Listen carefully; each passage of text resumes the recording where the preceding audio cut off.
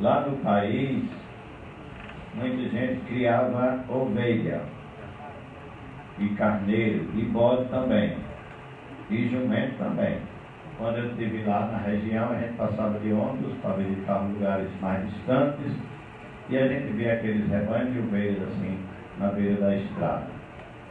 Como aquele primeiro também tinha muita ovelha, né? Acho que talvez a venda é feita por aí, mas em quantidade pequena agora, né? Mas meu pai já criou muito, a gente ia buscar campear no mato, trazer as ovelhas para o curral e tudo mais. Era muito bonito aquela rua de ovelha. Lá também, em Israel, as pessoas criavam e ainda criam ovelha.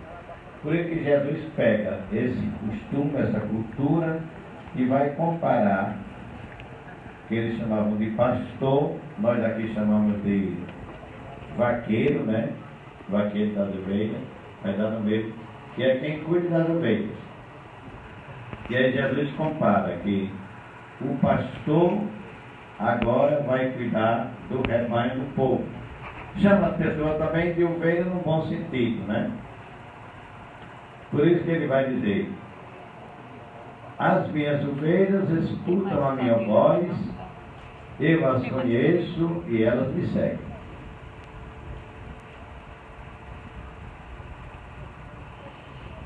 Muita gente seguia a Jesus. Aliás, quem passava perto dele seguia. Mesmo que depois não ficasse muito animado para continuar, mas em geral ficava tudo animado, porque via o que ele fazia. E ele diz assim: eu dou-lhes a vida eterna, e elas jamais se perderão, e ninguém vai arrancá-la de minha mão. Tinha muito lobo que arrancava as ovelhas da mão dos vaqueiros, dos pastores. Jesus aqui se apresenta como aquele que cuida e que dá até a vida. Não as ovelhas bode, carneiro, mas as ovelhas povo. Eu sempre digo que o pastor B, por excelência, é Jesus. Nós outros somos ovelhas e carneiros, que tem até bode pelo meio, e até jumento que dá coisa também, né? Então está todo mundo junto, assim, é um rebanho só. Vocês entendem e sabem do que eu estou falando, né? Entende, né? Sabe do que eu estou falando.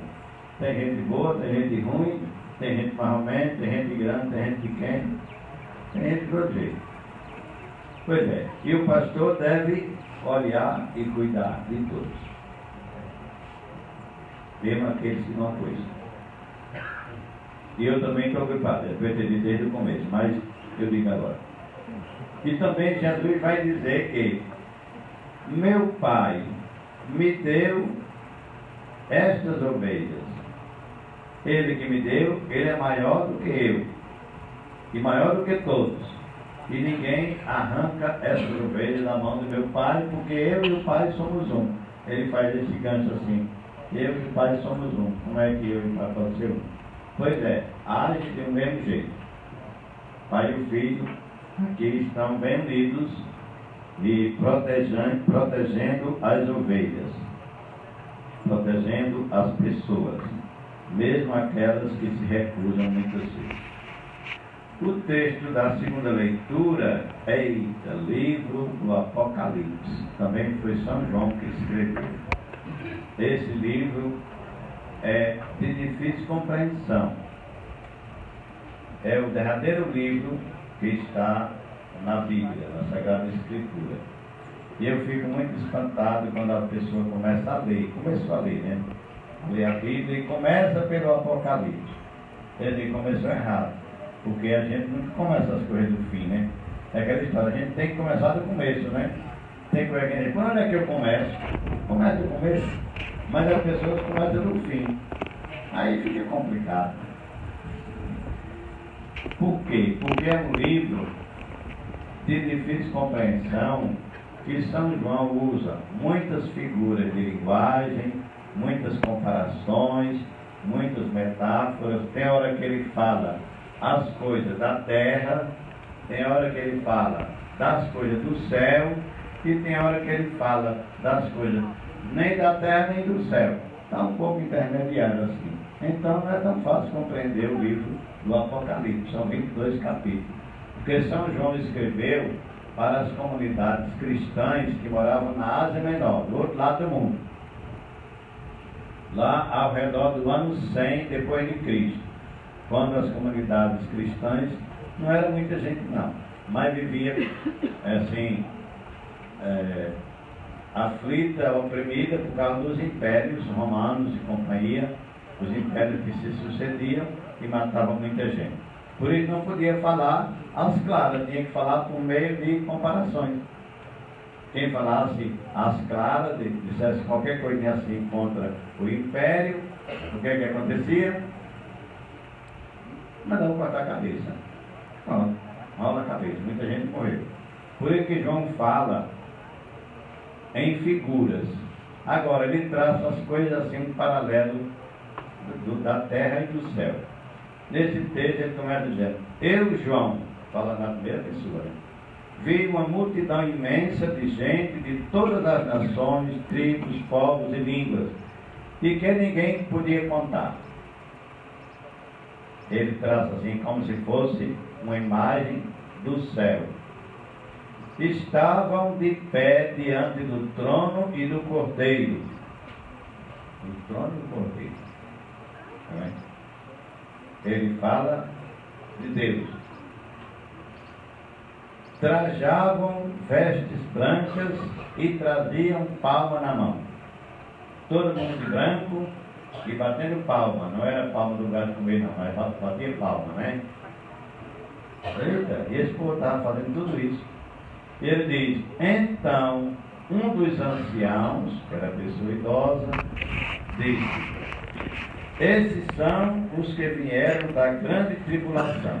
O povo que está nesse lugar, que ele faz a imagem do céu, vieram da tribulação.